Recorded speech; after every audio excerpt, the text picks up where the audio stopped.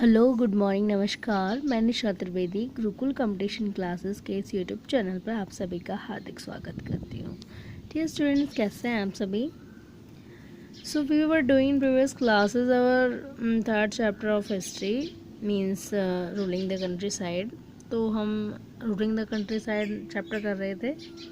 तो आज हम पढ़ेंगे, हमने 3 सिस्टम्स डिस्कस किए थे, दो सिस्टम डिस्कस किए थे, मालवाड़ी सिस्टम और परमानेंट सेटलमेंट। ठीक है, आज हम पढ़ेंगे मुनरो सिस्टम। मुनरो सिस्टम क्या था, तो शुरू करते हैं। In the British territories in the south there was a similar move away. In the British territories in the south यानी दक्षिण में अंग्रेजों के क्षेत्रों में there was a similar move away from the idea of permanent settlements. जो स्थायी बंदोबस्त का जो विचार इम्प्लीमेंट कर रखा था उसे क्या बदल दिया गया। The new system that was devised came to be known as the ryotwari. एक नई व्यवस्था पर विचार किया गया जिसे रैयतवाड़ के नाम से या फिर रैयतवाड़ी के नाम से जाना गया। It was tried on a small scale by captain Alexander Read in some of the areas. इस व्यवस्था को छोटे पैमाने पर कैप्टन अलेक्जेंडर रीड ने कुछ क्षेत्रों में शुरू किया। That were taken over by the company after the wars with the Tipu Sultan. जिन क्षेत्रों को टीपू सुल्तान के साथ युद्ध करने के बाद कंपनी ने ले लिया था अपने कब्जे में। ठीक है, तो उन क्षेत्रों में अलेक्जेंडर रीड ने छोटे पैमाने पर इस पॉलिसी को लागू किया था। सब्सिक्वेंटली बाद में डेवलप्ड बाय थॉमस मुनरो के द्वारा इस व्यवस्था को विकसित किया गया। This system was gradually extended all over south India. इस व्यवस्था को बाद में धीरे धीरे पूरे दक्षिण भारत में विस्तृत किया गया। Read and Munro felt that in the south there were no traditional zamindars. Read और मुनरो ने महसूस किया कि दक्षिण में कोई भी पारंपरिक रूप से जमींदार नहीं था। The settlement they argued had to be made directly with the cultivators. तो जो व्यवस्था उन्होंने बनाई है उसको सीधा प्रत्यक्ष रूप से कल्टिवेटर्स से ही हमें इसको करना चाहिए। कल्टिवेटर्स जिन्हें रैयत भी बोला जाता था, रैयत यानी कि किसान। तो इसीलिए इस व्यवस्था को रैयतवाड़ी कहा गया था, क्योंकि इसमें सीधा जो एग्रीमेंट किया गया था वो रैयतों से किया गया था, यानी कि कल्टिवेटर से किया गया था। तो उन्होंने सोचा कि हम सीधा प्रत्यक्ष रूप से हम जो समझौता कर रहे हैं वो कल्टिवेटर्स के साथ करें, रैयतों के साथ करें।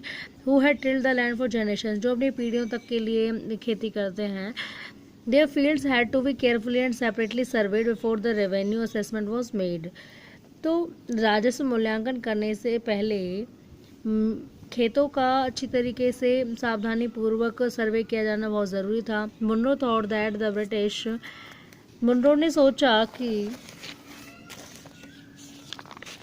That the British should act as paternal father figures protecting the ryots under their charge. तो अंग्रेजों को एक पैतृक पिता के आकार के रूप में कार्य करना चाहिए, ताकि वो उन्हें ऐसे लगे जैसे कि वो उन्हें जो खेती दी जा रही है वो अपने पिता से किसानों को प्राप्त हो रही है। ठीक है, रैयतों को जो प्रभार मिल रहा था, चार्ज एक तरीके से जो कार्यभार मिल रहा था वो उन्हें अपने पिता से मिल रहा था। तो अंग्रेज अपने आप को इस तरीके से ट्रीट कर रहे थे। ऑल वाज नॉट वेल, लेकिन सब कुछ सही नहीं था। Within a few years after the new system were imposed, it was clear that कुछ वर्षों के बाद जब एक नई व्यवस्था किसानों पर थोप दी गई, it was clear that all was not well with them। तो ये स्पष्ट था कि सब कुछ उनके साथ अच्छा नहीं हो रहा था। Driven by the desire to increase the income from land revenue, officials fixed too high a revenue demand। तो रेवेन्यू में बहुत ज़्यादा बढ़ोतरी की इच्छा को लेकर के, ठीक है, भूमि और राजस्व से प्राप्त जो आय थी उसमें बहुत ज़्यादा बढ़ोतरी की इच्छा को लेकर के कंपनी अधिकारियों ने बहुत ज़्यादा मात्रा में राजस्व की मांग करनी शुरू कर दी। पेजेंट्स वर अनएबल टू पे, और ये मांग इतनी ज़्यादा थी ना इनकी, यानी कि इनकम की जो मांग थी वो बहुत ज़्यादा थी जिसे चुकाने में असमर्थ थे किसान। रैयत fled the country side and villages become deserted in many reasons.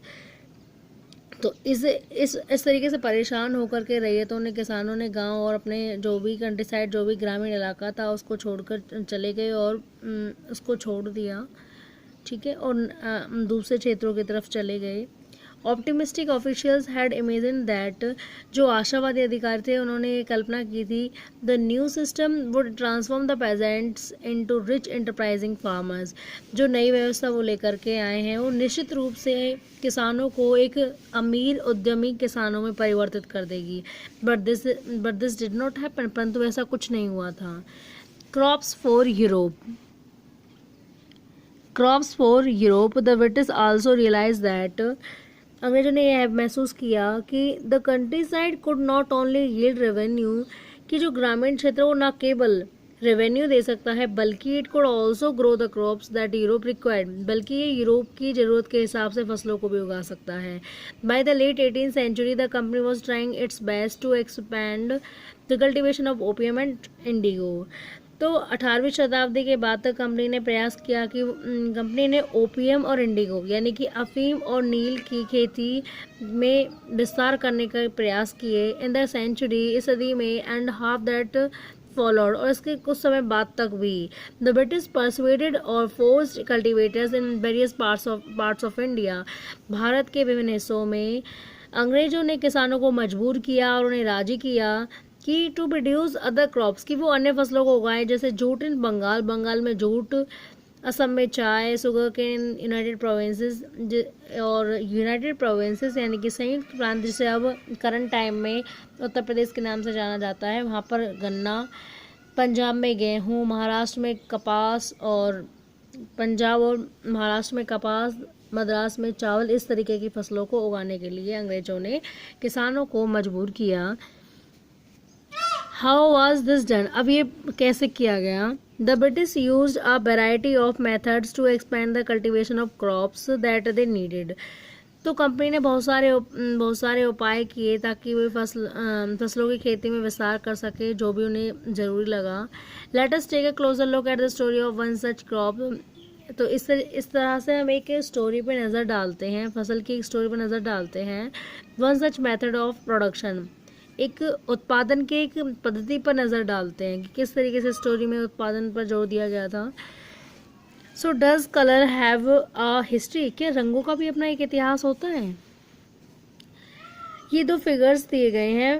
पहला फिगर है जिसमें 5 और 6 are 2 images of cotton prints. ये 2 कुछ कॉटन प्रिंट्स की कुछ इमेज दी गई हैं, यानी कि सूती कपड़े की छपाई, सूती कपड़े पर छपाई है, ये उसकी 2 इमेज हैं, ठीक है। तो the image on the left shows our kalamkari print created by weavers of Andhra Pradesh in India. ये जो कलमकारी की जो इमेज है, ये वाली जो इमेज है पहली वाली, ये भारत के आंध्र प्रदेश राज्य के जो बुनकर थे उनके द्वारा ये कलमकारी प्रिंट को तैयार किया गया था। जबकि दूसरी तरफ ये वाली जो पेंटिंग है, ये वाली जो प्रिंट है फ्लोरल कॉटन प्रिंट, ये फ्लोरल फूलदार जो प्रिंट है, इसको विलियम मॉरिस के द्वारा तैयार किया गया था, जो कि ब्रिटेन के 19वीं शताब्दी के बहुत ही प्रसिद्ध पोइट और आर्टिस्ट थे। There is one thing common in the 2 prints, इन दोनों प्रिंट्स में एक चीज़ कॉमन है, बहुत ही use a rich blue colour. इन दोनों में ही एक बहुत ज़्यादा डार्क यानी कि बहुत ज़्यादा गहरे नीले रंग का प्रयोग हुआ है। कॉमनली कॉल्ड इंडिगो, जैसे साधारण शब्दों में नील कहा जाता है। Do you know how this colour was produced, क्या आप जानते हैं कि इस कलर को कैसे उत्पादित किया जाता था? The blue that you see in these prints was produced from a plant called indigo. तो ये जो नीला कलर आप इस प्रिंट में देख रहे हैं, इसको एक पौधे से बनाया जाता था जिसे इंडिगो कहा जाता था, यानी कि नील कहा जाता था। It is likely that the blue dye used in the Morris print in the 19th century. यह कलर बिल्कुल हूबहू, ये जो ब्लू डाई है बिल्कुल वही डाई है जो मॉरिस प्रिंट की 19वीं शताब्दी की मॉरिस प्रिंट की पेंटिंग में प्रयोग की गई थी। Britain was manufactured from Indigo plants cultivated in India. यहाँ तक कि जो ब्रिटेन था वो भी भारत में होने वाले जो खेती की जाती थी नील की, उस पौधे से ही इस नील का उत्पादन करता था ब्रिटेन भी। For India was the biggest supplier of Indigo in the world at that time. Bharat इस समय नील का विश्व में सबसे बड़ा उत्पादक था,